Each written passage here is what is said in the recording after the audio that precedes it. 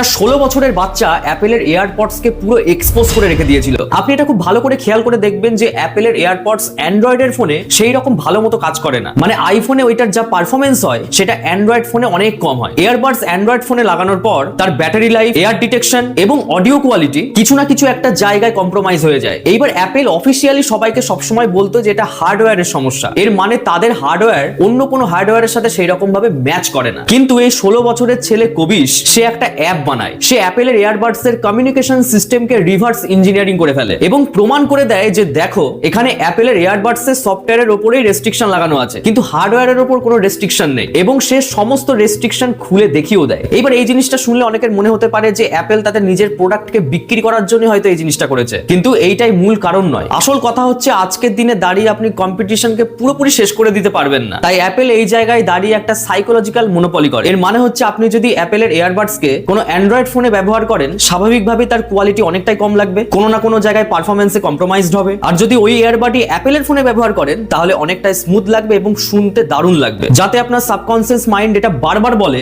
এবং বারবার বোঝায় যে অ্যাপেল মানেই একটা প্রিমিয়াম। এর মানে হচ্ছে অ্যাপেল নিশ্চিত করে যে কম্পিটিশন মার্কেটে থাকবে, এটা ঠিকই, কিন্তু আপনি মাঝখান থেকে লড়াই করবেন এইটা বলে যে অ্যাপেল তো অ্যাপেলই হয়।